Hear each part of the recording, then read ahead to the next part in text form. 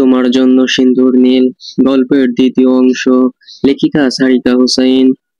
ঘড়িতে সময় রাত 10টা বেজে 25 মিনিট। বাইরে বিদ্যুৎ চমকাচ্ছে, সেই সাথে জোরে শস্য শব্দে বাতাস প্রবাহিত হচ্ছে। আকাশ কালো মেঘে ঢেকে গেছে। একটু আগে যেই চাঁদটা আলো ছড়াচ্ছিল সেই চাঁদকে দেখুন এই মেঘগুলো গ্রাস করে ফেলেছে পুরো দমে। যে কোনো মুহূর্তে ঝড় আসবে এমন অবস্থা।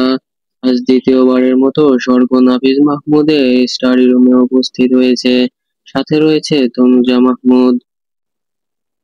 দুপুরে বিয়ের কথা শুনে মোহিতের মায়ের কেবিন তল্লাশি চালাতে গিয়ে কাঙ্ক্ষিত রুমের সামনে দাঁড়িয়ে আছে স্বর্গ। দরজা ঠেলে যেই ভিতরে ঢুকবে অমনি পরিচিত কণ্ঠস্বর শুনে পায়ের তলার মাটি সরে যায় স্বর্গের। আপা চোখ খুলো। আর কতদিন এভাবে মরার মতো পড়ে থাকবে আপা? আমরা কেউ ভালো নেই আপা। মোহিত উপরে শক্ত থাকলেও ভেতরে চুরমার হয়ে গেছে। সে তোমাকে আঁকড়ে ধরে কোনো মতো বেঁচে থাকতে চাইছে। তুমি যদি এমন করো মোহিত কি করে বাঁচবে আপা? নামিরা আর সোহাগ ভালো আছে আপা, আমি কিচ্ছু হতে দেইনি ওদের। জানো আপা তুমি নানি হবে। নামিরার ঘরে ছোট্ট মুখিত আসছে। চোখ খুলো না আপা, ও আপা বলে কান্নায় ভেঙে পড়লেন নাফিজ মাহমুদ। বাবার মুখে মোহিতের মাকে আপা সম্বোধন অবাকের চূড়ান্ত পর্যায়ে পৌঁছে গেল স্বর্গ। সে জানতো তার একজন বড় ফুপি আছে, সেই ফুপি যে মোহিতের মা সেটা সে কখনো বলতে পারেনি, কল্পনাও করতে পারেনি। ফ্যামিলি অ্যালবামে নাফিস মাহমুদের সাথে একজন কিশোরীর সাথে দেখে যেদিন স্বর্গ প্রথম জিজ্ঞেস করেছিল উনি কে বাপি, উনি তোমার ফুপু, কিন্তু সে হারিয়ে গেছে 7 বছরের অবুঝ স্বর্গ। তখন কি এত কিছু বুঝতো নাকি? এত বছর পর সেই ফুপির সন্ধানে ভাবতেও পারেনি স্বর্গ। দরজা ঠেলে রুমের ভেতরে প্রবেশ করলো স্বর্গ। স্বর্ণকর্ণে নাফিস মাহমুদের পিঠে হাত রেখে ডেকে উঠলো বাপি। পিছন ফিরে স্বর্গকে রুমে দেখে হতবাক হয়ে যায় নাফিস মাহমুদ। বর্তমান স্বর্গ বাসায় এসে তনুজাকে সব জানাতে তনুজা কান্নায় ভেঙে পড়েন। এতদিনের সংসার জীবনে তার মনে হচ্ছে নাফিস মাহমুদ জীবনে প্রথম আজ তার মন ভেঙেছে। তার বোন এমন অবস্থার পরে রয়েছে একথা তনুজা জানলে কি এমন ক্ষতি হতো? মোহিত তো বিভিন্ন সময় বিভিন্ন কাজে বাড়িতে অনেকবার এসেছে, তখন কেন বলেনি সে যে মোহিত তার আপন ভাগ্নে? আর মোহিত মোহিত তো বলতে পারতো যে নাফিস তার মামা। মোহিত কেন সব চেপে গিয়েছে? শুধু বাসায় নয় বাইরেও কোনো মোহিত স্যার সম্বোধন করে পরিচিতের ন্যায় থাকে। প্রশ্নবিদ্ধ নয়নে নাফিস মাহমুদের দিকে তাকিয়ে আছে স্বর্গ এবং মিসেস তনুজা। দুঃখ ভারাক্রান্ত মন নিয়ে মাথা উঁচু করে বসে আছেন নাফিস মাহমুদ। হঠাৎই মুখ তুলে স্বর্গ আর তনুজার পায়ে চাইলেও নাফিস মাহমুদ পাশে থাকা কর্নার টেবিল থেকে পানির গ্লাস তুলে নিয়ে একদমে ঢকঢক করে গিলে ফেলেন সবটুকু। এরপর বলতে শুরু করলেন, আপা আর আমি শুনে শুনে 5 বছরের ছোট বড় ছিলাম। আপা ছিল আমাদের বংশের বড় কন্যা সন্তান। আপাকে আব্বা অনেক স্নেহ করতেন। আপাই যেন বাবার জীবনের সকল আশা ভরসা ছিল। আমাদের গ্রামের সুন্দরী বলতে আপাই ছিলেন সবার শীর্ষে। আপাকে নিয়ে আব্বার অনেক স্বপ্ন ছিল। যেখানে পরিবারের ছেলেরা বেশি আদর পায় সেখানে আপাকে সবাই বেশি আদর করত। আপা ছিল হলুদ ফর্সা একজন, অবশ্য এলাকার মহিলাদের আপাকে হলুদ পাখি বলে ডাকতো। আপা লেখাপড়াতেও ছিল অত্যন্ত মেধাবী। আব্বার স্বপ্ন আপা জীবনে অনেক বড় কিছু হবে। আব্বা আপাকে ঢাকায় পাঠালেন পড়াশোনার জন্য। আমিও ঢাকায় থাকতাম। আপা যখন ঢাকা বিশ্ববিদ্যালয়ে চান্স পেল আব্বা সারা গ্রামের 7টা গরু জবাই দিয়ে লোক খাওয়ালেন। আমি ইন্টার পাস করে কমিশন অফিসার হিসেবে আবেদন করেছি কেবল। হঠাৎই চিঠি মারফত আব্বা আমাকে গ্রামে যেতে বললেন। আপাকেও বললেন। আমি আর আপা রাতের ট্রেন ধরে গ্রামে ফিরলাম। গিয়ে দেখি আব্বা তার বন্ধুর ছেলের সাথে আপার বিয়ের কথা বলছেন। ছেলে বিয়ের পর আপাকে বিদেশ নিয়ে চলে যাবে। এখানেই তার ব্যবসা। ছেলে দেখতেও মাশাআল্লাহ, সবাই খুশি। কিন্তু আমি আপার দিকে তাকিয়ে দেখি আপার মুখ ফ্যাকাশে হয়ে গেছে। আমি রাতে সবাই ঘুমানোর পর আপার রুমে গেলাম। আপা শুয়ে পড়েছিস?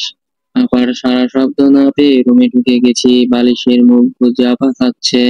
কারণ জানতে চাইলে আপা যা বলে তা শুনে আমার মাথায় আকাশ ভেঙে পড়ে। কি বলছিস তুই এসব আপা? হ্যাঁ নাফিস, আমি পালিয়ে বিয়ে করে ফেলেছি। বাবা জানলে অনেক কষ্ট পাবে রে বলেই কান্নায় ভেঙে পড়লেন আপা। আপা তার 3 বছরের সিনিয়র এক ছেলের বিয়ে করেছেন। আপার কান্নার আমার কষ্ট হচ্ছিল, কিন্তু আব্বার মান সম্মান খোয়ানোর ভয়ে আমি সেই কষ্ট প্রকাশ করতে পারছিলাম না। যেই ছেলেকে আপা বিয়ে করেছেন ছেলে প্রচুর মেধাবী ছিল, কিন্তু তখন সে ছিল বেকার। আপাই তাকে চাপ দিয়েছিল পালিয়ে বিয়ে করার। চাকরি পেলে তিনি যেন আব্বার কাছে আপাকে চায়, কিন্তু আব্বা এত দ্রুত আপাকে তার পছন্দের ছেলের সাথে বিয়ে দিতে চাইবে এটা তো আপা স্বপ্নেও ভাবেনি।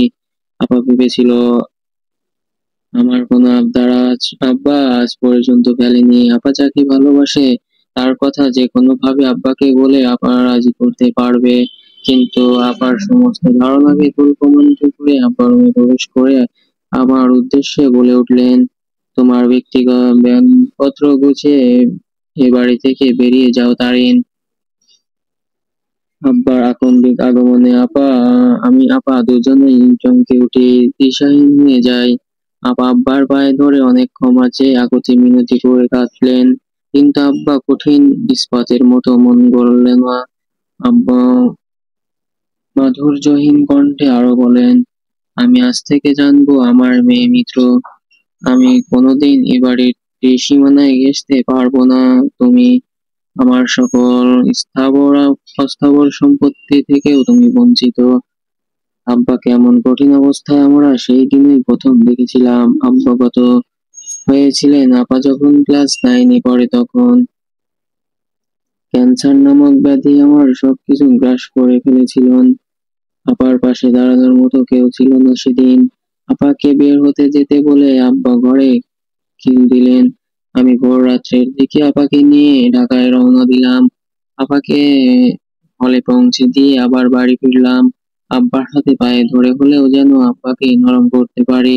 তুমি যদি আমার বোনের হয়ে এখানে দালালি করতে এসে থাকো তাহলে তোমার ওই সব থেকেও বঞ্চিত করা হবে। আব্বার হুমকিতে আমি ভয় পেয়ে গেলাম। চাকরি নেই, বয়সও কম, মাত্র 18। আব্বা সবকিছু থেকে সত্যিই মুখ ফিরিয়ে নিল। কোথায় যাব? আর্মিতে চান্স পেলাম, সবকিছু ভালোই চলছিল। আপার সাথে আমার যোগাযোগ অব্যাহত ছিল, কিন্তু গ্রামে গ্রামে গেলে কথা বলতে পারতাম না। আমি যখন সেকেন্ড ফেল্টেনল্যান্ড তখন আপা একদিন ক্যান্টনমেন্টে এলেন কিছু ফল আর মিষ্টি নিয়ে। সেদিন আমি আপাকে অনেক খুশি দেখেছিলাম। তুই মামা হতে চলেছিস, আর তোর দুলাভাই এখন একজন নির্বাহী ম্যাজিস্ট্রেট। কথাটা বলতে আপা কেঁদে দিলেন, খুব কাঁদলেন। আমিও কেঁদে দিলাম। কাঁদতে মন হালকা হলো। আপাকে আশ্বস্ত করলাম যেইভাবেই হোক আব্বাকে রাজি করাবো, যাতে আপাকে মেনে নেয়। শীতের শেষে 2 মাসের ছুটি নিয়ে গ্রামে গেলাম। গিয়ে ব্যাগপত্র রেখেই আব্বার পায়ে পড়ে গেলাম, আপনি নানা হবেন আব্বা।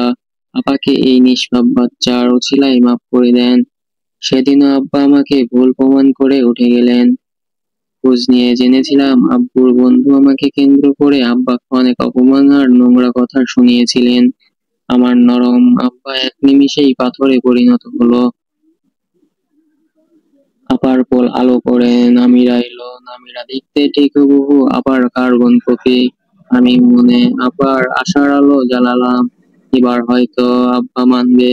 আপা দুলাভাই আর 1.5 মাসের ছোট্ট নামিরাকে নিয়ে রওনা হলাম মিহিপুর গ্রামে।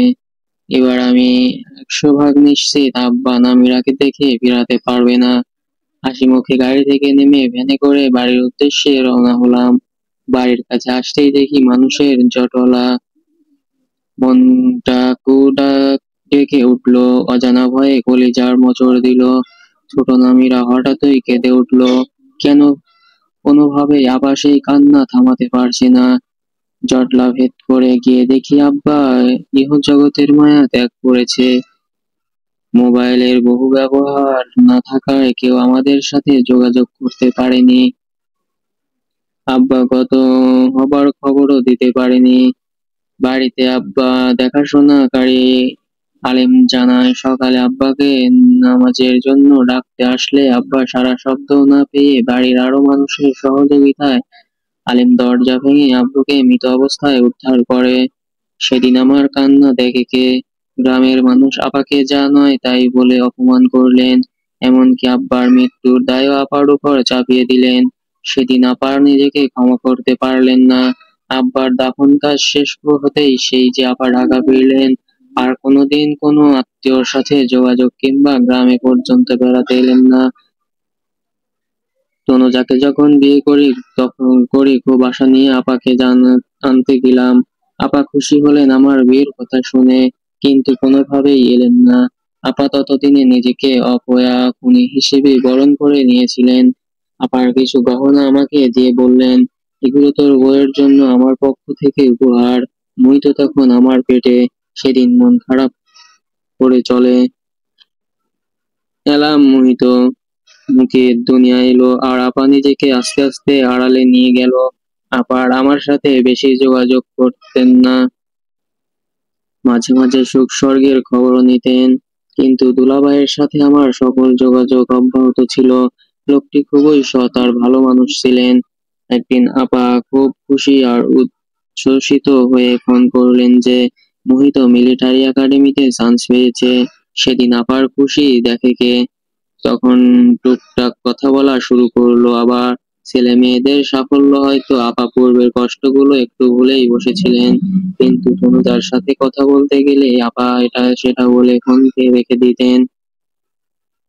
আর বলতেন উনার কথা কাউকে না বলতে। উনার ইচ্ছে ছিল সবকিছু ঠিকঠাক করলে একদিন হুট করে আমার বাসায় এসে সবাইকে চমকে দিবেন। আপা একদিন হুট করে ফোন করে বললেন, তোর দুলাভাই কেমন মনমরা হয়ে থেকে তোর সাথে যেহেতু অনেককে জিজ্ঞেস করে দেখিস তো কি হয়েছে ওনার। সময় করে আপার বাড়িতে গেলাম, দুলাভাইকে চেপে ধরতেই দুলাভাই হু হু করে কেঁদে দিলেন। আমি হতবাক হয়ে গেলাম। দুলাভাই একজন শক্ত মনের মানুষ, উনি এভাবে কেন কাঁদবে? নাফিস আমার লাইফে হেল হয়ে যাচ্ছে ও মাহমুদ খান আর আসলাম চৌধুরীর জন্য। সবিস্তারে ঘটনা জানতে চাইলে দুলাভাই যা বললেন তাতে গায়ের লোম খুব পর্যন্ত দাঁড়িয়ে গেল। কোনো এক অজ্ঞাত ব্যক্তির কল পেয়ে আমি আশরাফ চৌধুরীর পণ্যবাহী কার্গো রাস্তায় আটকাই। সাথে আরো পুলিশ অফিসার ছিল। গাড়ির ড্রাইভার পুলিশের সামনেই আমাকে বন্দুক তাক করেছে। পুলিশ সামরিকভাবে তাদের আটক করে। আমি গাড়ির তালা খুলে সব 22-23 বছরের কিশোরীকে অজ্ঞাত অবস্থায় পাই। এটি নিয়ে কিছু বলতে যাব, হঠাৎ ওই ডিউটি অফিসারের ফোনে কল আসে। তার সাথে কি কথা হয়েছে আমি জানি না। জি স্যার বললে কল কেটে ড্রাইভারগুলোকে ছেড়ে দেয়, এমনই মেয়েগুলোকে পর্যন্ত উদ্ধার করে না। আমি অনেক চেষ্টা করেছি, আদালতে কেস ফাইলও করেছি, সামনের মাসে কোর্টে যেতে হবে সাক্ষী দিতে। যেই পুলিশ অফিসার ওখানে উপস্থিত ছিল তাকেও এক রাতের ব্যবধানে অন্য থানায় ট্রান্সফার করা হয়েছে। সে সাক্ষী দিতেও অনাগ্রহী। আমাকে কেউ একজন দিনে রাতে ফোন কেস না তুললে খুন করে দেবে, সেই হুমকি দিয়েই যাচ্ছে। এই অবস্থায় কি করতে পারি? আপনি চাইলে আমি হেল্প করব। আমার টিম মেম্বার নিয়ে তদন্ত করে অপরাধীকে শাস্তি দেব। আপনি ভয় পাবেন না দুলাভাই। দুলাভাইকে আশ্বস্ত করে সেদিন আপাকে কিছু না বলেই বেরিয়ে এলাম। 1 সপ্তাহ পর দুলাভাই জানালেন নামিরার বিয়ে, আংটি বদল হবে, আমাকে যেতে। কিন্তু ওই দিন আমি হেডকোয়ার্টারে মিটিং থাকায় আমি যেতে পারিনি। দুলাভাই 2 দিন পর আমাকে যেতে বললেন। গিয়ে দেখি মোহিত বাড়িতে। মোহিত নামিরা মুখে শুরু থেকেই জানতো আমি তাদের মামা, কিন্তু তোমাদের চিনতো না, কারণ ওদের সাথে তোমাদের কখনো দেখা হয়নি। শুধু জানতো ওদের ছোট মামাতো ভাই বোন আছে। অনেকদিন পর আমার দেখা পেয়ে 3 ভাই বোন আমার উপর আনন্দে হামলে পড়লো। কিন্তু দুলাভাই কেন ডেকেছে সেই চিন্তায় ওদের ভালোবাসার বিনিময় না করেই দুলাভাইয়ের রুমে গেলাম। দুলাভাই আমার হাত ধরে অনুরোধ করে বললেন, শুনেছি তনুজার ভাইয়েরা অস্ট্রেলিয়াতে থাকে, আমার মেয়ে আর মেয়ের জামাই এর একটা ব্যবস্থা করে দাও না প্লিজ। ওরা আমার মেয়ের জামাইকে পেলেও মেরে ফেলবে। ওরা বলেছে কাউকে বাঁচতে দেবে না। ভাবলাম দুলাভাই যতথাই হয়তো ভয় পাচ্ছে। মানুষ মানুষকে মেরে ফেলবে এত সহজ কথা নাকি? দুলাভাইয়ের মিনতিতে তনুজার বড় ভাই আর নাইমের সহযোগিতায় সোহাগের সকল কাগজপত্র সিডনি সেন্ট্রাল ইউনিভার্সিটিতে পাঠালাম। নাইম ওই ভার্সিটির ম্যাথমেটিক্স লেকচারার। নাইমের কঠিন চেষ্টায় সপ্তাহের ব্যবধানে সোহাগের জব হলো ওই ভার্সিটিতে। যেই বিয়ে ধুমধামের সহিত হবার কথা ছিল, দুলাভাই তা দ্রুত ঘরোয়াভাবে শেষ করলেন। কাউকে নিমন্ত্রণ করলেন না, আমরাও আর পরিবার নিয়ে যাওয়া হলো না। আর এর মধ্যে দুলাভাইয়ের ফোনে হুমকিজনক কল ভরে গিয়েছে। মৃতকে দুলাভাই কিছুই জানালেন না, আমাকেও কঠিন নিষেধ দিলেন। আপাত আব্বার জন্য আগেই নিজেকে অপয়া অলক্ষী অপবাদ দিয়ে বসে আছেন। আপা যাতে আর কোনো চিন্তা মাথায় না আসে সেজন্য দুলাভাই আপার কাছেও সব চেপে গেলেন। চৌকস মোহিত কিছুটা হয়তো আজ করতে পেরেছিল, এজন্য দুলাভাই মোহিতকেও দ্রুত ক্যান্টনমেন্টে পাঠিয়ে দেন। সোহাগের ভিসা হলো, টিকিট এলো, দুলাভাই আমার সহযোগিতায় আর্মি জিপে দিয়ে ওদের এয়ারপোর্ট পৌঁছালেন। নিজেও গেলেন না, আপাকেও যেতে দিলেন না। মুকিত অনেক কাঁদলো, হাত পা ছুঁড়ে ছুঁড়ে কাঁদলো নামিরার সাথে এয়ারপোর্টে যাবে বলে। তবুও সেদিন দুলাভাই আদরের মুকিতের আবদার রাখতে পারেনি। অসহায় নামিরা জানতে পারেনি সেদিন ফোনে এত দ্রুত তাদের দেশ ছাড়া করা হচ্ছে। মুকিতকে আমরা দেখিনি, এতখানি সুন্দর একটা বাচ্চা আবার এখানে গেলেই মামা মামা করে পাগল করে ফেলতো বলেই নাফিজা মাহমুদ কান্নায় ভেঙে পড়লেন। তনুজা নাফিজ মাহমুদের পাশে বসে তাকে শান্ত করার চেষ্টা করলেন। স্বর্গের পুরো পৃথিবী দূরে যেন দুলে উঠলো। তার মনে হচ্ছে তার পায়ের তলার মাটি নেই, সে শূন্যে ভাসছে। কান্না মুছে মাফিজ মোহাম্মদ আবার বলতে শুরু করলেন, যেদিন কোর্টে দুলাভাইয়ের সাক্ষী হবে তার আগের দিন দুলাভাই আমাকে ফোন করে বললেন তিনি আপাকে নিয়ে আমার বাসায় আসলেন। আপার মুকিত আমার বাসায় থাকবে, তখন রওনা হবে সেটাও আমাকে জানালেন। আমি দ্রুত ডিউটি শেষ করে রাত 8টা নাগাদ দুলাভাইকে ফোন করলাম। দুলাভাই ফোন তুললেন না। আপাকে কল দিলাম, আপাও তুললো না। ভাই বুক কাঁপন ধরলো আমার। ইউনিফর্মটা পাল্টে দুজন সোলজার নিয়ে আপার বাসার উদ্দেশ্যে বেরিয়ে পড়লাম। যেতে যেতে আপার বাসা পর্যন্ত গেলাম। যেই বাসার বাইরে পর্যন্ত বাতি জ্বালানো থাকে প্রতিদিন, সেই বাসাটা আজকে ভূতের বাড়ি লাগছে। এদিকে মোহিত বারবার আমাকে কল করে যাচ্ছে, আমি তুলতে পারছি না। সোলজার দুটোকে নিয়ে টর্চ জ্বালিয়ে আবার আপার বাসার গেট পার হলাম। আঙ্গিনায় এসে দেখি মেইন দরজা খোলা। ভয়ে আমি দৌড়ে রুমে ঢুকে নিয়ে পিচ্ছিল কিছুর সাথে স্লিপ খেয়ে পড়ে যায়। কেউ ইচ্ছে করেই বিদ্যুতের লাইন কেটে দিয়েছে, তার জন্য হাজারবার সুইচ টিপেও বাতি জ্বালানো যাচ্ছিল না। টর্চের আলো ফেলে আমি দেখি দুলাভাইকে কে যেন ঝাল মিটিয়ে কুপিয়েছে, যারা ফ্লোরে লাল রক্তে ভেসে গিয়েছে। আর মুকিতের মুখে সাদা স্কচটেপ মারা ছিল। ওকে শ্বাসরুদ্ধ করে হত্যা করা হয়েছে। ধবধবে সাদা ফর্সা মুকিত চকচকে কালো হয়ে সোফায় চিপায় বিলিত হয়ে পড়ে আছে। আমি সব দেখে দিশেহারা হয়ে যখন আপাকে খুঁজি, আপা কোথাও ছিল না। আমার মাথায় কাজ করা বন্ধ করে দেয়।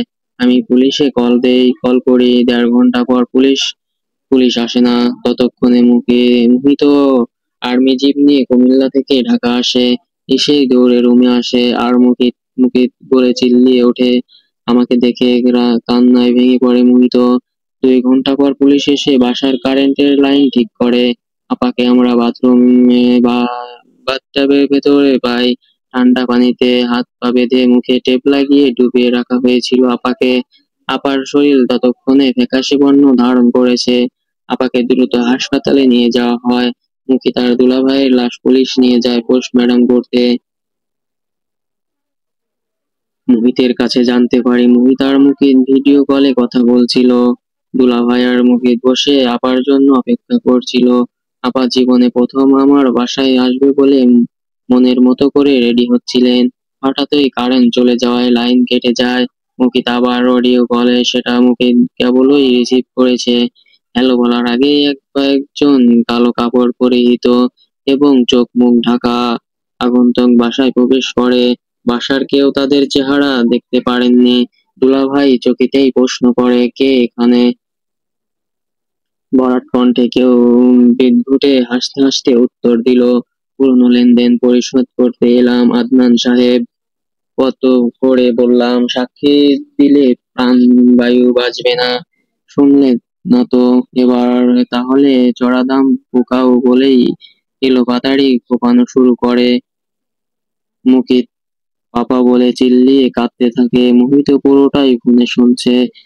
মোহিত পাগলের মতো লাইন থেকে শুধু প্রশ্ন করেই যাচ্ছে, মুকিত মুকিত, কি হয়েছে ওখানে? কে পাপাকে মারছে? ভাইয়া, পাপাকে কেউ মেরে ফেলেছে, আমার ভয় লাগছে, বাঁচাও ভাইয়া, ভাইয়া, ভাইয়া, পাপা। এরপর মুকিতের করা আওয়াজ পাওয়া গিয়েই আমার আর কোনো শব্দ পাওয়া যায়নি। আর লাইটটা কেটে গিয়েছে। মুকিত বারবার ফোন করে লাইট বন্ধ পেয়েছে। মোহিত দ্রুত দৌড়ে তার ডিউটি অফিসারের কাছে সব ঘটনা খুলে বলে জিপ নিয়ে বেরিয়ে পড়ে। কিন্তু সে রক্ষা করতে পারেনি দুলাভাই আর মুকিতকে বাঁচাতে। তারপর আপাকে চিকিৎসা করে প্রাণে বাঁচানো গেলেও স্বাভাবিক জীবনে আর ফেরানো যায়নি। আপা হুঁশে ফিরলে শুধু মুকিত মুকিত করে কেঁদে জ্ঞান হারিয়ে ফেলে। এভাবেই চলছে আপার 6 বছর ধরে জীবন যুদ্ধ আর মুকিতের কাঠিন্যতার ভান। সেই মোহিত আগে হাসি দুষ্টামিতে হট্টগোল করা সারা বাড়ি মাতানো সেই মুহূর্ত এখন সময়ের ব্যবধানে পরিস্থিতির চাপে হয়ে গেছে নিঃশুভ, গম্ভীর, রাগী। মুহিতকে ঢাকা ট্রান্সফার করতে আমার বহুত কাঠঘর পোড়াতে হয়েছে। মুহিত দুলাভাইয়ের ডেইলি রাইটিং ডায়েরির সন্ধান পায়। সেখানে দুলাভাইয়ের হাতের লেখা ছিল আমার পরিচিত বা রক্তের ডাক, যাকে পাবে তাকেই শেষ করে দিবে। সেই ভয় থেকে মোহিত সবকিছু চেপে গেছে। আর মোহিত চায় না ডিপার্টমেন্টে আমার দিকে আঙুল তুলুক, যে মামা মেজর জেনারেল ভয়ে ভাগ্নে সুযোগ লুটছে। মোহিত যখন আমাকে মামা না বলে, স্যার বলে, আপনি বলে সম্বোধন করে, তখন এই বুকে যেমন চিন চিন ব্যথা হয়। তনুজা, আমি তোমাকে বলতে বোঝাতে পারবো না। কিছুক্ষণ আগেই ঝড়ের তাণ্ডব শেষ হয়েছে। চারপাশে ঝিঝি পোকা ঝিঝি শব্দের বর তুলছে। পরিবেশ শান্ত শিখল। শুনলাম চারপাশ কারো কোনো আওয়াজ নেই। ঘুমিয়ে গেছে হয়তো পাকপাখালিও। শুধু ঘুম নেই মুহিতের চোখে। জীবনের হিসেব কিছুতেই যেন মিলছে না। কি থেকে কি হয়ে গেল নিমিষেই। চোখ বন্ধ করতেই মুহিতের বড় বড় চোখে দুষ্টু দুষ্টু চাহনি, ভবন ভোলানো হাসি, ছোট ছোট পা ভাইয়া ভাইয়া করে ডেকে অস্থির করে ফেলা সব এসে হানা দেয় আখি পল্লবে। সেদিন মোহিত কুমিল্লায় ফিরে যেতে চায়নি। আদনান সাহেব কে দেখেই মোহিত বুঝে গিয়েছিল কিছু একটা হয়েছে। এজন্য মোহিত আংটি বদল শেষ হতেই আদনান ওয়াসিফের কাছে যায়। পাপা, কোনো কিছু না লুকিয়ে সত্যি করে বলো, কি হয়েছে? তোমাকে এমন বিধ্বস্ত অসহায় কেন লাগছে? আদনান সাহেব মোহিতের পানে দৃষ্টি ফেলে বললেন, আমার রুমে এসো মোহিত, কথা আছে। মোহিত আদনান সাহেবকে অনুসরণ করে দ্রুতলায় দক্ষিণ পাশের রুমটাতে চলে যায়। সেই রুমের ব্যালকনি সাইজে বিশাল বড়। ব্যালকনির এক কোণে চেয়ার টেবিল পাতানো। মিসেস তারিন গাছফুল প্রিয় মানুষ। বিভিন্ন ইনডোর প্লান্টার ফুলের গাছ দিয়ে ব্যালকনি সজ্জিত করেছেন। পাশেই একটা ইজি চেয়ার পাতা। আদনান ওয়াসিফ এলোমেলো পায়ে হেঁটে ইজি চেয়ারে বসে মাথাটা এলিয়ে দিয়ে চোখ বন্ধ করলেন। বড় করে নিঃশ্বাস নিয়ে মোহিতের উদ্দেশ্যে বললেন, শোনো মোহিত, সব সময় মাথায় রাখবে তুমি সৎ, সত্যবাদী, আদর্শ একজন নির্বাহী অফিসারের সন্তান। টাকার লোভে বা ক্ষমতার লোভে পড়ে কখনো কোথাও দালালি করতে যাবে না। এসব কেন বলছো পাপা? বলছি, অবশ্যই এর পিছনের কারণ আছে। তোমাকে এই সংসারের হাল ধরতে হবে মোহিত। আমার অবর্তমানে তুমি হলে মুকিত, আমির আর তারিনের গার্ডিয়ান। বাবা হিসেবে তোমাকে অনুরোধ নয়, অর্ডার দিচ্ছি আমি। আমার ছেলে মেয়ে আর তারিনকে কখনো কোনো দুঃখ দিতে পারবে না তুমি। তোমাকে হতে হবে শক্ত, ধৈর্যশীল, মনোবল হারালে চলবে না।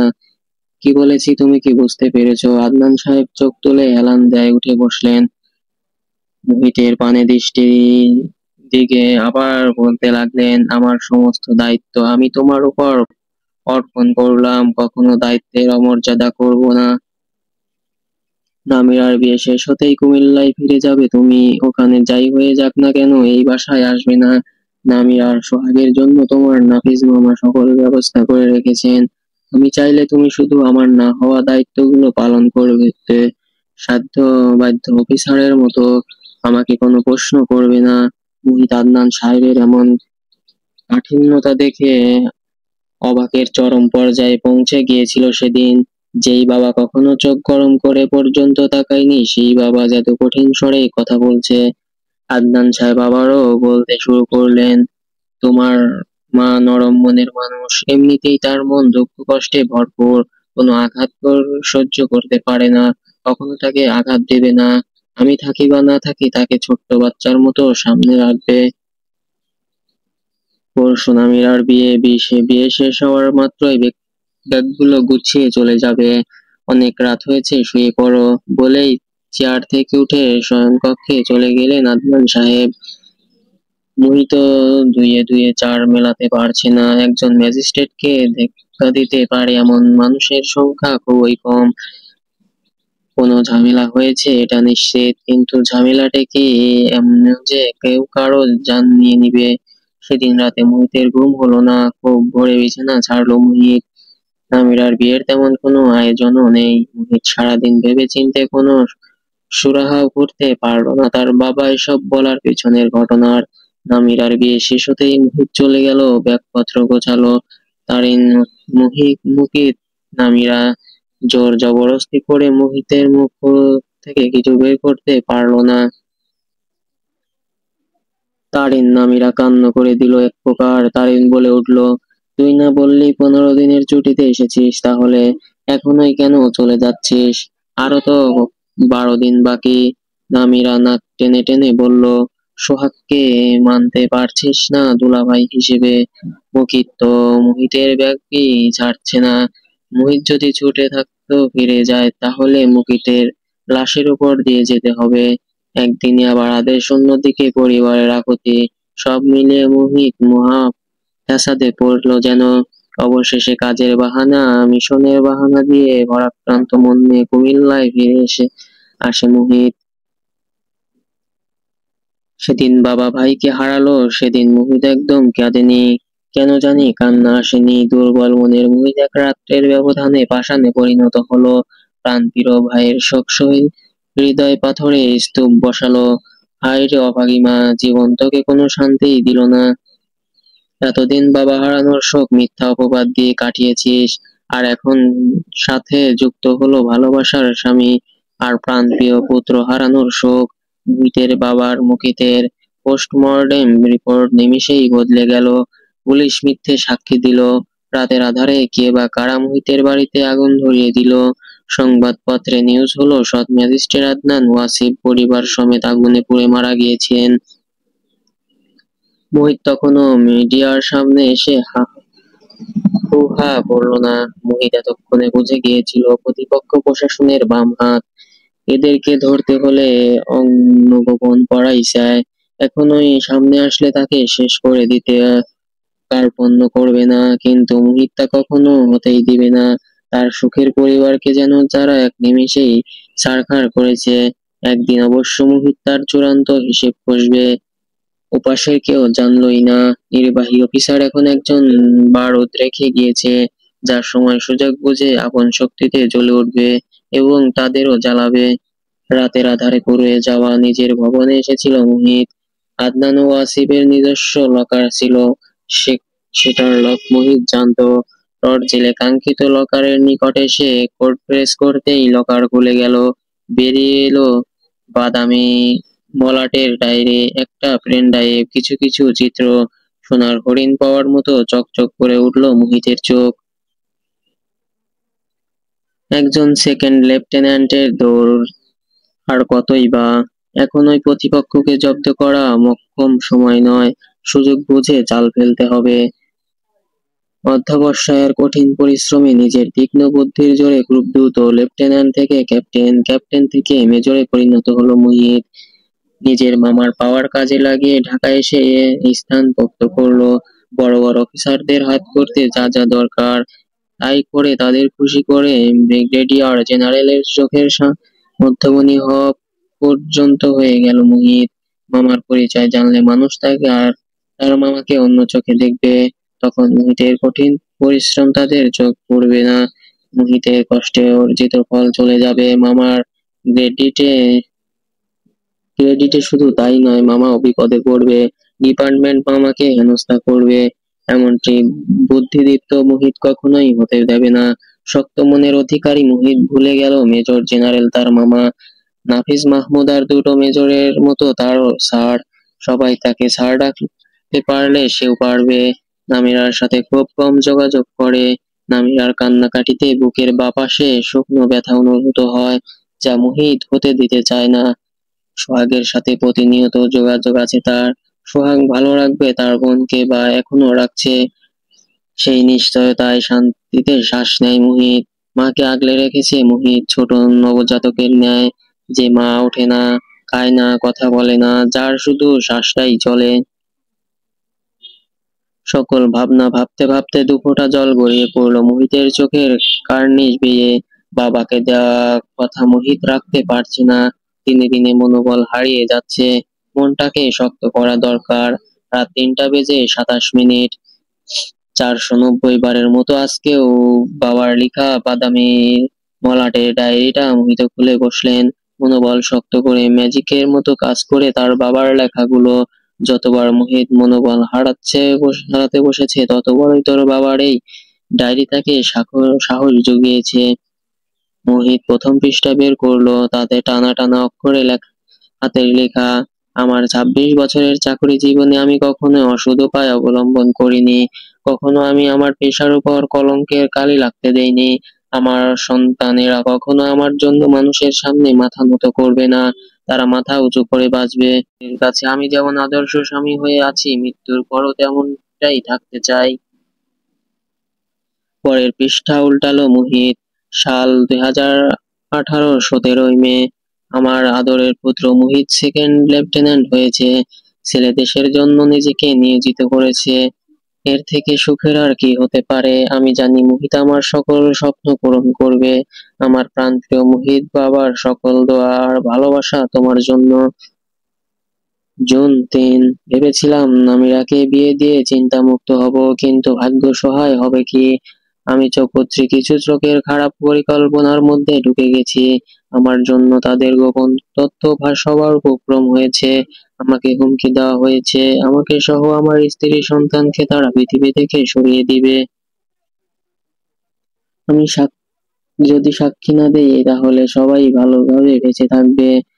কিন্তু আমি একজন বাবা।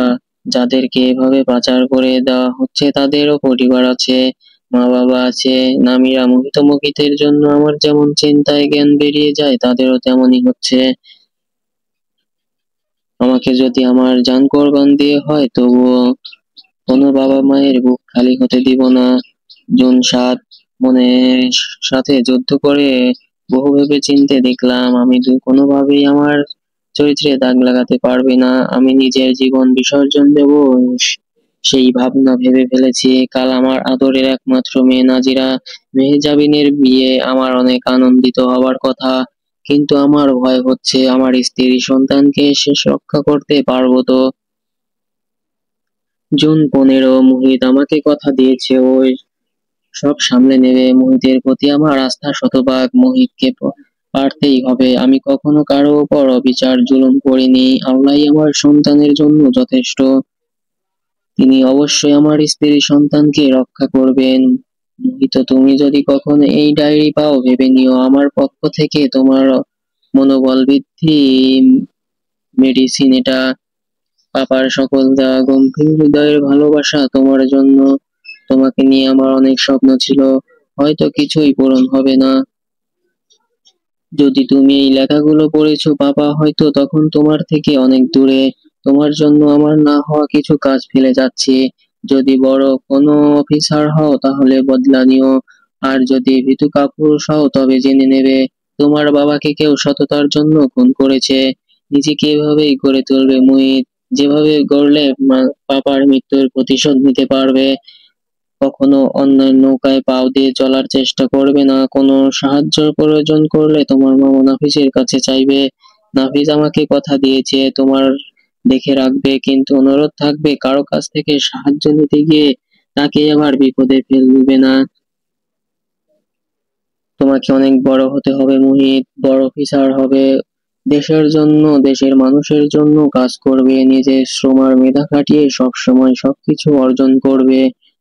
সততার পুরস্কার কত বড় হয় জানো তো মোহিত? নরম মনের মানুষগুলো এই দুনিয়ার সবচেয়ে বেশি কষ্ট পায়। তাকে মানুষ নরম পায় তার পিছনেই লেগে থাকে।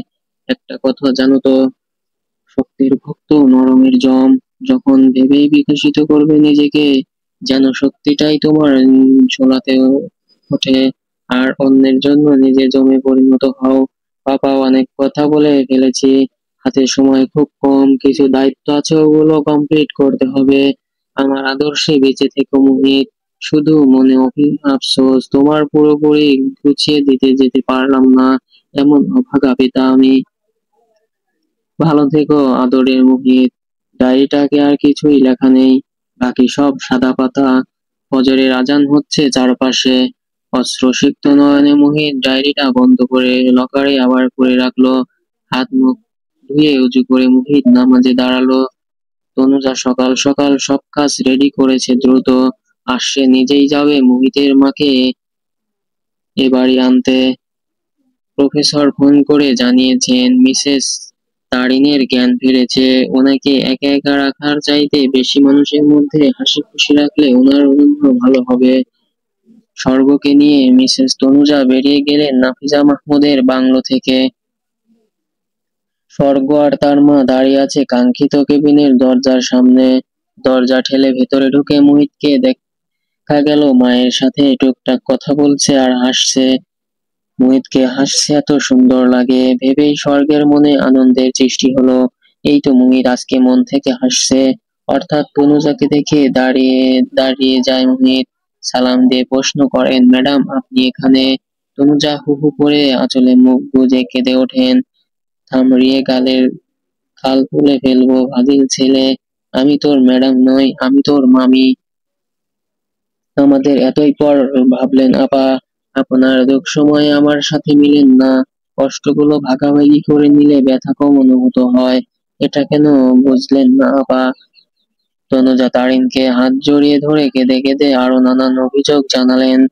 জানেন আপা, আপনার ছেলে একটা পাষাণ, 4 বছর ধরে এখানে আছে অথচ কোনোদিনও পরিচয় দেয়নি সে নাফিজের ভাগ্নে। আর আপনি আপনি কিভাবে আপনার ভাইকে প্রতিশ্রুতিবদ্ধ করালেন যাতে কোনোদিনও আপনি না বলা পর্যন্ত আপনাদের পরিচয় আমাদের না জানায়? পৃথিবীতে কেউ অশুভ অপয়া অভিশপ্ত নয় আপা। বড় কথা আপনার সবাই মানুষ। আল্লাহ মানুষের ভাগ্য তার জন্ম বহু আগে লিখে রেখেছেন। আপনি কারো সংস্পর্শে গেলেই তার অকল্যাণ হবে, এসব ভুল ধারণা আপা। আপনার কোনো কথাই আর শুনবো না আমি, আপনি আমার সাথে চলুন। বলেই তারিনের ব্যাগপত্র গোছাতে উদ্যত হলো তনুজা। কাঁপা কাঁপা হাতে মিসেস তারিন তঞ্জনার হাতে আঁকড়ে ধরে। তনুজার চোখের অশ্রু মুছিয়ে দিয়ে বলে উঠলেন, নাফিস কখনো ভুল করতে পারে না। আমার ভাইকে আমি চিনি। আমি জানতাম ও সমজদার কাজকেই জীবন সঙ্গী করবে, যে ওকে দেখেই ওর মন পড়ে ফেলবে। আজ অনেক আত্মতৃপ্তি পেলাম তোমাকে দেখে তনুজা। নাফিজের মুখে তোমার অনেক প্রশংসা শুনেছি। তোমাকে দেখার লোভ আমার বহু আগে থেকেই। আমার মনের ভ্রান্ত ধারণার জন্য আর সাহস পাইনি। মাফ করবে আমাকে। আমি অবশ্যই যাব তোমার সাথে তনুজা। আর মোহিতকে বকে দেব কেন ও পরিচয় গোপন করেছে তার জন্য। দরজায় দাঁড়িয়ে নাফিস মাহমুদ সবকিছু শুনছিলেন। নিজের বোনকে কত বছর পর এমন সাবলীল কথা বলতে শুনলেন। হিসেব করে গুনে গুনে বের করলেন নাফিস মাহমুদ। চোখের অশ্রু মুছে তারিনের বেডের কাছে এগিয়ে গেলেন। আপা তুই 33 বছর 3 মাস 6 দিন পর আমার আগ- আমার আগের আপার মতো কথা বললে। আমি খুশিতে কথা বলতে পারছি না আপা। আমার মতো খুশি কেন লাগছে আপা? বলেই হাঁটু মুড়ে তারিনের বেডের পাশে বসে অঝরে কাঁদলেন নাফিস মাহমুদ।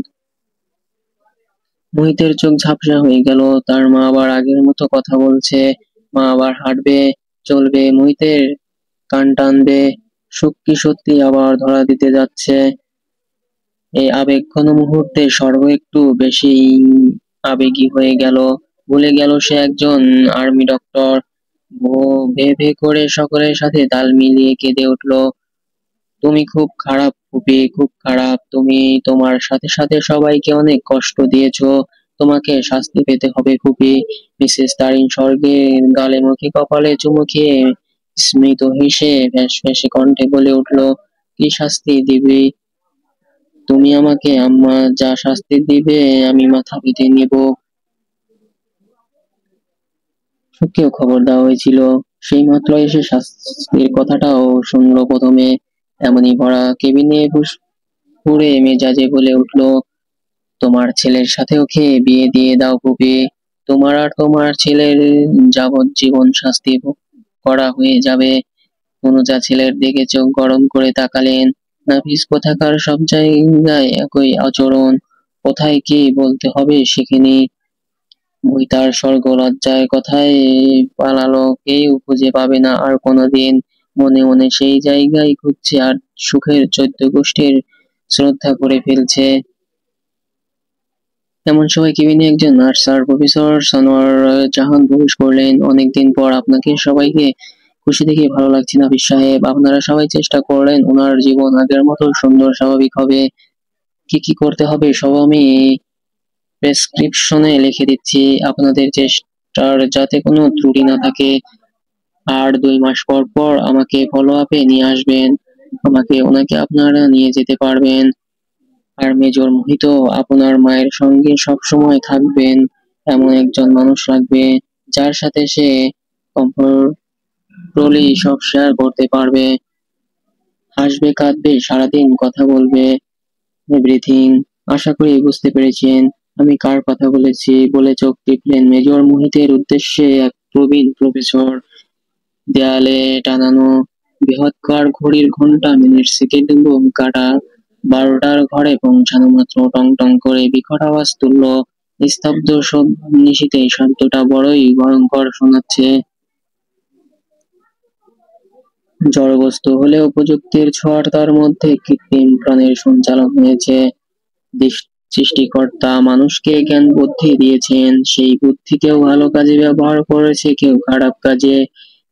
কেউ মানুষ চেষ্টা করে পৃথিবীতে কিভাবে কিভাবে উন্নয়নমূলক কাজ করা যাবে। কিছু মানুষের প্রচেষ্টা আবার ভিন্ন, তাদের কাজই হচ্ছে ভালো কাজ ভেস্তে দিয়ে খারাপ কিছু করা। তেমন কাজের মানুষের মধ্যে রয়েছে আশরাফ চৌধুরী। ইজি চেয়ারে বসে বসে নিজের জীবনের ছকাচ্ছেন। 60 বছর বয়সে এই প্রবীণ। তার জীবনের অনুধাবন তাকে বলেছে সে একজন নিকৃষ্ট খারাপ মানুষ, অথচ তার বাহিরের সত্তা তাকে এমন খারাপ কাজ করে ফিরে বাধা দেয়। সবই টাকার খেলা। এই নশ্বর দুনিয়াতে টাকা না থাকলে সম্মান, ক্ষমতা, প্রাচুর্য থেকে কোথা থেকে আসবে? এই জন্যই তো নিজের একমাত্র সন্তানকেও গড়েছেন নিজের আদলে। কেউ তো আবার চিরস্থায়ী নয় এই ভুবনে। সে মারা গেলে তার অস্তিত্ব কে টিকিয়ে রাখবে? ওই পারে কে কোন হালে রয়েছে এই খবর কেউ রাখবে না। তাই মাহমুদ ফুর্দি শুদ্ধ উপকর্ম এই দুনিয়াতে একটু করলে ক্ষতি কি? কেউ তো আর জানছে না আমি এসব করে বেড়াচ্ছি। দিনে সমাজ সেবা চলছে পুরো দমে, আর রাতে বলেই খেক খেক করে হেসে উঠল আশরাফ চৌধুরী। দিনে আমি বিশিষ্ট সমাজসেবক, গরিবের বন্ধু, নির্লোভ সাধারণ জীবন যাপনকারী আশরাফ চৌধুরী। আর রাতে আবার বিদঘুটে হাসি হেসে ওয়াইনের গ্লাস 3 আঙ্গুলের সহিত ধরে চলে গেলেন আয়নার সামনে। ড্রেসিং টেবিলের ড্রয়ার থেকে নকল জোলার কোপ লাগিয়ে হু হু করে হেসে উঠলেন। তোমাকে কেউ কোনোদিন খুঁজে বের করতে পারবে না আহমেদ খান, কেউ না। বলেই আগে ওয়াইনের গ্লাস ভেঙে ছুঁড়ে মারলেন। টাইলসের সংস্পর্শে সে খান খান হয়ে চুরমার হয়ে গেল ছোট্ট গ্লাসটি। রাগ যেন তার সপ্তম আকাশ ছিল। দাঁতের সাথে দাঁত পিষে চোখে বড় বড় করে ফুঁসতে ফুঁসতে বলে উঠল, আমার পিছনে লাগার ফল হাড়ে হাড়ে টের পাইয়ে ছেড়ে দেব মেজর, যেমন দিয়েছিলাম ওই ম্যাজিস্ট্রেটকে। পুরো ফ্যামিলি শেষ করে দিয়েছি এক তুড়িতে। তুমি তো সেদিনের ছোকরা। আর স্বর্গের অব্দে ডিউটি আর বাসা করতে করতে শরীর জং ধরে গেছে যেন। এই জন্য সে ঠিক করেছে আজকে বাইরে ঘুরতে যাবে। ঘুরে বেড়ানোর জন্য হোক বা মন ভালো করার জন্য হোক, স্বর্গ মনে মনে শপিং এর চাইতে ভালো উপায় আর কিছুই হতে পারে না। তনুজাকে নিয়ে আগে সব জায়গায় যেত স্বর্গ। ওকে আছে বলে মা একটু ব্যস্ত, তাই নিজেই রেডি হতে হতে পিউকে কল করলো। পিউ জানিয়েছে ক্যাপ্টেন সৌম্যর সাথে আজকে তার ডেট আছে, সে যেতে পারবে না। অগত্য মন খারাপ না করে নিজেই চলে গেল শপিং করতে। বাইরে বের হলো, অদ্ভুত এক শখ জাগলো তার মনে। সে আজ কোনো শীতাতপ নিয়ন্ত্রিত ব্র্যান্ডেড দোকান থেকে কিছু কিনবে না। সাধারণ মানুষের মতো নিউ মার্কেট থেকে দামাদামি করে কেনাকাটা করবে। যেহেতু অনেকদিন পর সে বাইরে এসেছে, তাই সে নিজের মতো করে সময় কাটাবে। যেই ভাবনা সেই কাজ। গাড়িতে না গিয়ে সে চলে গেল রাস্তায়। ট্যাক্সি ক্যাব নিয়ে যাত্রা শুরু করলো গন্তব্য নিউ মার্কেট। বোকার স্বর্গে বুঝতেই পারলো না সে কত বড় বোকামি করে ফেললো। এক জোড়া বাজ পাখির মতো তীক্ষ্ণ চোখ তাকে অনুসরণ করে চললো। মুখে দূর হাসি নিয়ে গাড়ি থেকে নেমে দরজাকে স্বর্গ কল করে জানায় সে নিউ মার্কেট এসেছে, সন্ধ্যার আগেই বাসায় ফিরবে। মেয়ের ওপর ভরসা আছে তনুজার, সে যে অতটা ঘটলো না। যেই মেয়ে সেটিং সেলফ প্রোটেক্টিং জানে, তাকে নিয়ে আবার দুশ্চিন্তা কিসের। আস্তে আস্তে ভিড়ের মাঝে ঢুকতে থাকলো স্বর্গ। পিছনের ব্যক্তি আর দু কদম এগুলেই ধরে ফেলতে পারবে স্বর্গকে। কিন্তু না, এটা উপযুক্ত সময় নয়, আর একটু ভিড় প্রয়োজন। যেই ভাবা সেই কাজ। রুমালে ক্লোরোফর্ম প্রেস করে স্বর্গ যেই ভেতরে ঢুকবে, ঢুকে গেলে অমনি নাকি রুমাল পেঁচে ধরলো। সেমসাম নরকের আগলা পাতলা স্বর্গ নেতিয়ে পড়লো আগন্তুকের বাহুতে। কায়দা করে বুকে জড়িয়ে স্বর্ণকর্ণে ভিড় থেকে বেরিয়ে এলেন ব্যান্ডেজ মার্সিডিজ গাড়িতে তুলে ফেললো বিজয়। এবার তার রেস্টুরেন্টে বসে আছে পিউ আর সৌম্য। এইদিকে রেস্টুরেন্টের 15 টপ রিজার্ভ করে সৌম্য। দুইজন ছেলে মেয়ে বসে থাকবে, কেউ ডাম ডাম করে তাকিয়ে দেখবে। এটা সৌম্যর পছন্দ নয়, তাই সে পিউকে কোনো প্রকার অস্বস্তিতে ফেলতে চায় না। মৃদু শব্দে সফট মিউজিক বাজছে, সাথে রয়েছে রং বেরঙের লাইটিং ব্যবস্থা। মৃদু মন্দ বাতাস, সব মিলিয়ে রোমাঞ্চকর একটা অনুভূতি। প্রেম ভালোবাসার ক্ষেত্রে যে শুধু লাভ ইউ বলা বা আপনাকে আমি পছন্দ করি, ভালোবাসি এসব বললেই ভালোবাসা হয়, সেটা আমার সাধারণ ধারণাকে ভুল প্রমাণিত করেছে এই জুটি। দেখা সাক্ষাতে কখন সে দুজন দুজনের সঙ্গে আকল করা টান অনুভব করেছে কেউ জানে না, শুধু জানে তারা ভালোবেসেছে। বুক পকেটে হাত দিয়ে সৌম্য একটি বক্স বের করে আনে, সেটা পিউয়ের হাতে দিয়ে বলে, আমার পক্ষ থেকে অতি ছোট্ট একটা গিফট আপনার জন্য পিউনাজ। পিউ আবেশি লজ্জায় হাত বাড়িয়ে সেই বক্স গ্রহণ করে, বলে, দেখুন পিউনাজ, কি আছে এতে।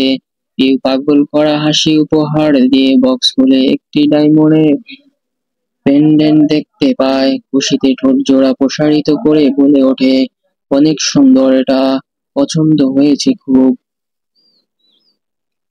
পিউয়ের খুশি মাখা মুখ সৌম্যর বুকে হাতুড়ি পেটায়। কে বলেছে এই মেয়েকে এত সুন্দর হতে। এত দিল মেয়ে চাকু লাগানো হাসি। সৌম্য, তুই নিঘাত মরে যাবি দেখিস। পিউ সামনের মুখের সামনে তুলে বাজিয়ে সৌম্যের হুঁশ ফিরায়। কে দেখেছেন এমন করে? আপনার পিউনাজ, সৌম্যের সাবলীল উত্তর। পিউয়ের দিকে তাকিয়ে সৌম্য অনুরোধের সুরে বলে ওঠে, আমি কি পেন্ডেন্টটা আপনার গলায় পাড়িয়ে দিতে পারি পিউনাজ? পিউ চোখ বন্ধ করে সৌম্যর হাতে বক্সটা তুলে দেয়। আজকের সন্ধ্যাটা সৌম্যর কাছে মোহনীয় লাগছে।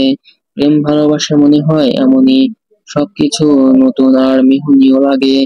সৌম্য পিউয়ের হাত থেকে পেন্ডেন্টটা নিয়ে পিউয়ের পিঠের ঝলমলে চুলগুলো সরায়। পিউয়ের চুলের মাতাল করা ঘ্রাণে সৌম্যর বুকে উতাল ঢেউয়ের প্রবাহ হয়। সৌম্যর ছায় পিউ কেঁপে ওঠে। এ কেমন শিহরণ জাগানো অনুভূতি! সৌম্যর মতো ড্যাশিং স্মার্ট লম্বা মেহনীয় পুরুষ পেয়ে পিউয়ের কাছে নিজেকে ভাগ্যবতী মনে হচ্ছে। পিউ সুদর্শন পুরুষটি একান্তই তার। সৌম্যর উষ্ণ নিঃশ্বাস আছড়ে পড়ছে পিউয়ের পিঠে। পিউ আর সহ্য করতে পারল না, সামনে ফিরে সৌম্যকে শক্ত করে জড়িয়ে ধরে চোখ বন্ধ করে ফেলল। ঘড়িতে সময় রাত 8:40। এতক্ষণ তনুজা স্বাভাবিক থাকলেও এখন আর থাকতে পারছে না। না মেয়েটা বাসায় ফিরছে, না ফোনে পাওয়া যাচ্ছে। এর মধ্যে হঠাৎই কলিং বেলের আওয়াজ হলো। তনুজা দৌড়ে দরজা খুলতে গেলেন। ভেবেছেন স্বর্গ এসেছেন, কিন্তু দরজা খুলে মুহিতকে দেখতে পেলেন। ভদ্রতা সূচক হেসে ভিতরে প্রবেশ করলেন, বললেন মুহিতকে। মামির এরূপ রূপ দেখে বুদ্ধিমান মুহিত বুঝে ফেলল কিছু হয়েছে। তনুজা ভাবছে নাফিস মাহমুদ বাসায় এলে কি জবাব দিবে তিনি। চিন্তায় তার মাথায় কাজ করা বন্ধ করে দিল। মুহিত বিনীত সুরে জানতে চাইলো, কি হয়েছে মামি? তনুজা বাচ্চাদের মতো কেঁদে উঠল। মুহিত ঘাবড়ে গিয়ে আবার জিজ্ঞেস করলো, কি হয়েছে মামি, খুলে বলুন। স্বর্গ, কি হয়েছে স্বর্গের? স্বর্গ বাসা থেকে শপিং এ যাবার সময় সেই 4টার সময় বের হয়েছে। এখন 9টা বাজতে চললো, মেয়েটা ফিরছে না, ফোনেও পাওয়া যাচ্ছে না। কথাটা শ্রবণ ইন্দ্রিয়তে পৌঁছালো মাত্র মুহিতের পুরো পৃথিবী অন্ধকার হয়ে গেল। তবুও নিজেকে স্বাভাবিক রাখার চেষ্টা করে বললো, হয়তো এখনোই এসে পড়বে। না বাবা, ও বলেছে সন্ধ্যা 7টার মধ্যে ফিরবে। আরো সন্ধ্যার পর কখনো বাইরে থাকে না। উদ্বিগ্নের সহিত মোহিত জানতে চাইলো কোথায় গিয়েছে শপিং এ। তনুজা কেঁদে উত্তর দিল, নিউ মার্কেট। আহিয়ানের কথা মনে পড়তেই বুকটা ধুক করে উঠল মোহিতের। আমি দেখেছি, চিন্তা করবেন না মামি বলে দৌড়ে বাইরে বেরিয়ে এলো। জিপে উঠে বসে সৌম্যকে কল করলো। সৌম্যর কাছে ব্যক্তিগত বিষয় এক পাশে, ডিউটি আরেক পাশে। কেবল ওই দুজনে ডিনার ঠিক করতে স্টার্ট করেছে, হঠাৎ ওই ফোনের রিংটোন বেজে উঠলো। তড়িৎ গতিতে রিসিভ করে বলে ওঠে, জি স্যার। ওপাশ থেকে কি বললো তা পিউ শুনতে পেল না। সৌম্য আবার বলে উঠলো, জি স্যার। পিউ দ্রুত খাবার শেষ করুন, আমাদের যেতে হবে। পিউ কিছু জিজ্ঞেস করার আগেই সৌম্য বলে উঠলো, সর্বমেমকে পাওয়া যাচ্ছে না, আমি মেজরের সাথে বের হব। আপনার বাসার ঠিকানা বলুন দ্রুত। পিয়ের বাসা রেস্টুরেন্ট থেকে বেশি দূরে নয়, সৌম্য যাবার পথে ওকে নামিয়ে দিতে পারবে। দেরি না করে দুজনেই দ্রুত বিল মিটিয়ে বেরিয়ে যায়। পিউকে নামিয়ে দিয়ে সৌম্য মোহিতকে কল করে, স্যার আমি অপেক্ষা করছি, আপনি আসুন। ক্যাপ্টেন একটা নম্বর দিচ্ছি, এটা করার চেষ্টা করবে। কোথায় আছে এসব কোড চালাতে বিষয়ে সৌম্য খুব এক্সপার্ট, কিন্তু ডিপার্টমেন্ট সৌম্যর এই গুণ জানে না। জানলে নির্ঘাতেই ভাইবার স্কোয়াড্রন থেকে সাইবার সিকিউরিটিতে ঢুকিয়ে দেবে। নাফিস মাহমুদ ডিপার্টমেন্টে জানিয়ে দিলেন কেউ তার মেয়েকে অপহরণ করেছে। ডিপার্টমেন্ট থেকে পুলিশ ইউনিট মুহূর্তেই ছড়িয়ে পড়লো সারা সারা শহর। মোহিত মনে মনে সিদ্ধান্ত নিয়েছে, এটা যদি আহিয়ানই হয় সে ডিরেক্ট শুট করে দিবে। কিছুতেই মোহিতের বোনা জাল থেকে বের হতে দেবে না আহিয়ানকে। এবার গল্পটি কেমন লাগলো অবশ্যই কমেন্ট করে জানাবেন।